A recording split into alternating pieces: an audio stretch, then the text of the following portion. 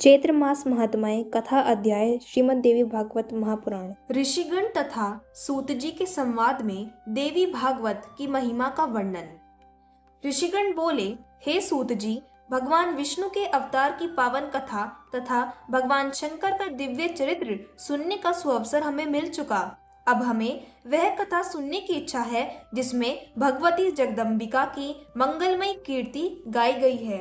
सूत जी कहते हैं, ऋषियों, तुम बड़े भाग्यशाली हो। जगत के कल्याण करने की इच्छा से तुमने यह बहुत उत्तम बात पूछी। अंततः संपूर्ण शास्त्रों का जो स्वरूप है वह प्रसंग विषाद रूप से तुम्हारे सामने मैं उपस्थित करता हूँ।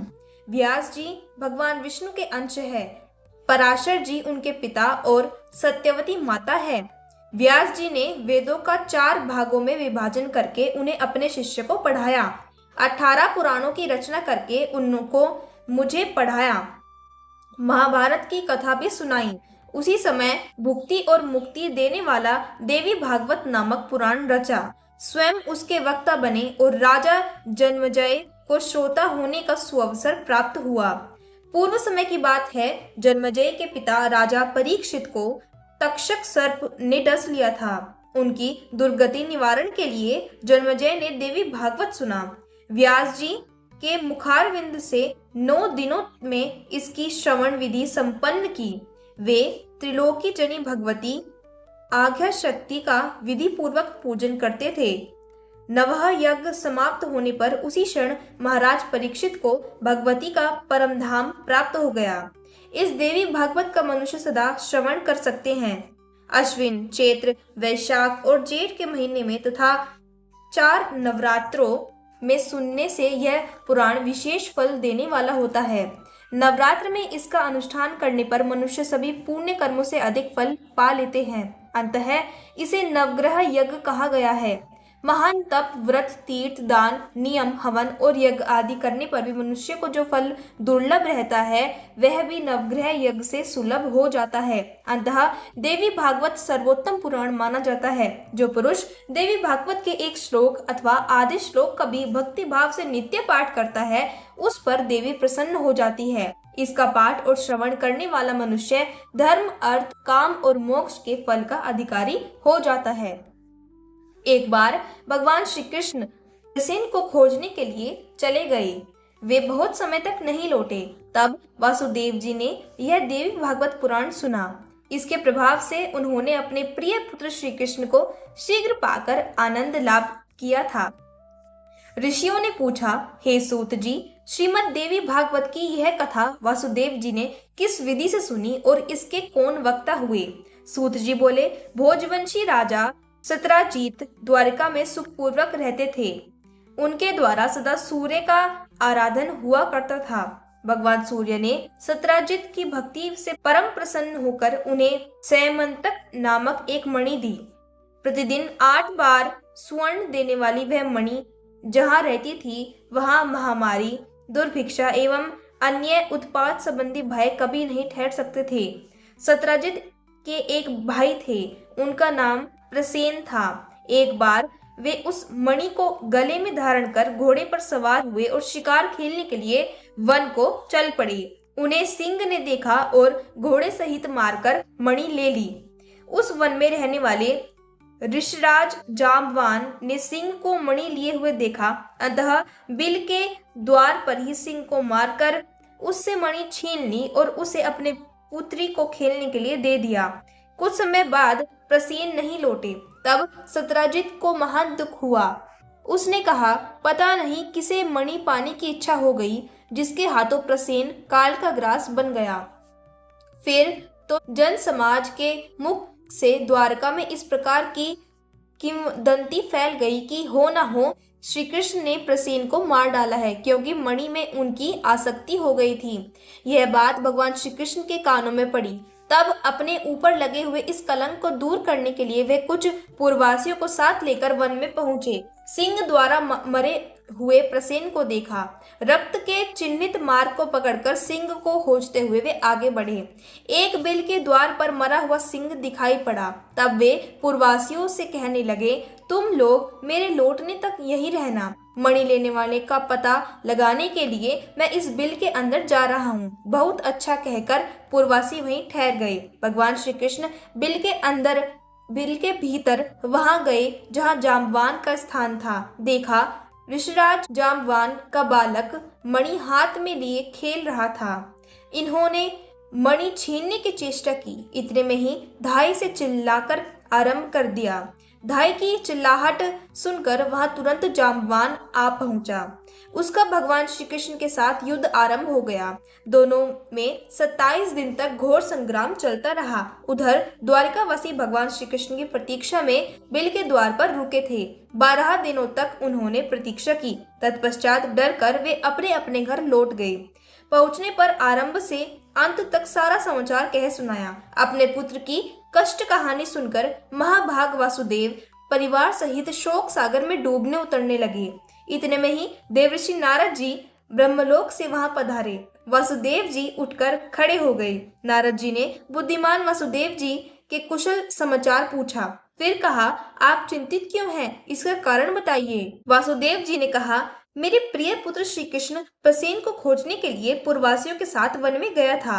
मुने बहुत दिन व्यतीत हो गए। अब तक मेरा वह प्राण प्रिय पुत्र नहीं लौटा। इसी से मैं चिंतित हूँ।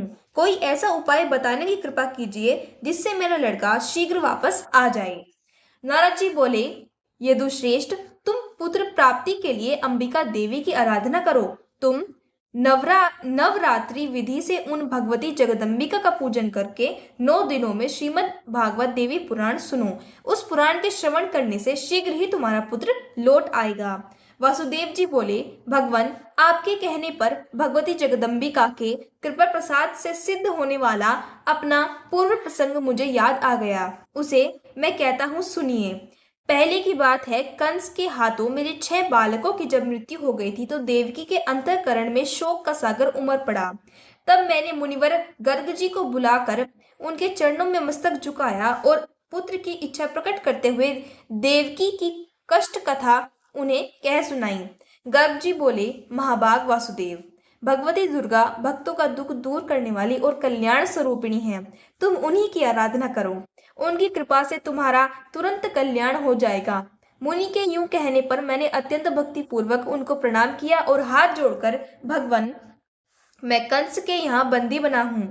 इस समय मुझसे कुछ भी होने की संभावना नहीं दिखती। अतः आप ही इस दुख रूपी दुस्तर सागर से उद्धार करने की कृपा कीजिए। मेरे प्रेम पूर्वक प्रार्थना करने पर मुनिवर गर्ग जी भगवती जगदम्बिका की आराधना करने के लिए कुछ ब्राह्मणों के साथ लेकर विंध्या पर्वत पर चले गए। वहां पहुंचकर वे भक्तों के मनोरथ पूर्ण करने वाली जगन माता के जप और पाठ में संलग्न होकर उनकी आराधना करने लगे। अनुष्ठान समाप्त होने पर आकाशवाणी हुई, मुने, मैं प्रसन्न हूँ। तुम्हारा कार्य अवश्य सिद्ध होगा। पृथ्वी का भार दूर करने के लिए मैंने श्री विष्णु को आदेश दिया है। वासुदेव के यहाँ देवी के गर्भ से वे अपना अंश अवतार ग्रहण करेंगे। वासुदेव जी उन्हें लेकर गोकुल में नंद जी के घर पहुंचा देंगे। साथ ही यशोदा जी की कन्या को लाकर कंस को दे देंगे और कंस उस कन्या को जमीन पर दे मारेगा। इतने में ही वह कन्या कंस के हाथ से छूट जाएगी और मेरा ही अंश स्वरूप विग्रह धारण करके वह विंध्यागिरी पर जाकर जगत के कल्याण में संलग्न हो जाएगी। इस प्रकार आकाशवाणी सुनकर मुनिवर गर्ग जी ने भगवती जगदम्बिका को प्रणाम किया। अत्यंत प्रसन्न होकर वे मथुरापुरी में आए। मैंने उनके मुख से देवी का वरदान सुना। सुनते ही हम पति पत्नी दोनों को बड़ी ही प्रसन्नता हुई। तभी से भगवती जगदम्बिका का उत्तम महात्म्य मैं जानता था। देवऋषि, आज भी आपके मुखारविंद से ही वही महात्म्य मैं सुन रहा हूँ। अतः प्रभो, आप ही मुझे श्रीमद् देवी भागवत सुनाने की कृपा कीजिए। वासुदेव जी का कथन सुनकर नारद जी प्रसन्न हो गए। शुभ दिन और शुभ नक्षत्र में उन्होंने कथा आरंभ कर दी। 9वें दिन कथा प्रसंग समाप्त हुआ। महाभाग वासुदेव जी ने प्रसन्न होकर पुस्तक और कथावाचक की यथोचित पूजा की। उस समय भगवान श्री कृष्ण का जाम्बवान के साथ बिल में युद्ध चल रहा था। भगवान श्री कृष्ण के मुष्टि प्रहार से जाम्बवान घायल हो गया।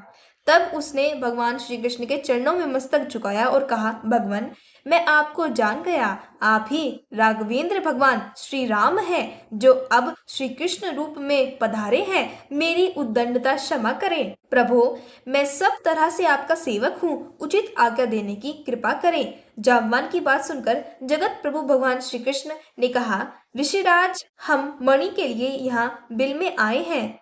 फिर तो ऋषिराज जाम्बवान ने प्रीति पूर्वक भगवान श्री कृष्ण की पूजा की, अपनी कन्या जाम्बवती का उनके साथ विवाह कर दिया और मणि भी सौंप दी। तब श्री कृष्ण ने जाम्बवती को पत्नी रूप में स्वीकार करके मणि गले में धारण कर ली और जाम्बवान से विदा लेकर वे द्वारका के लिए प्रस्थित हो गए। उसी दिन देवी भागवत की कथा समाप्त हुई। उदार बुद्धि वासुदेव जी ने ब्राह्मणों को भोजन कराकर उन्हें दक्षिणा से प्रसन्न किया।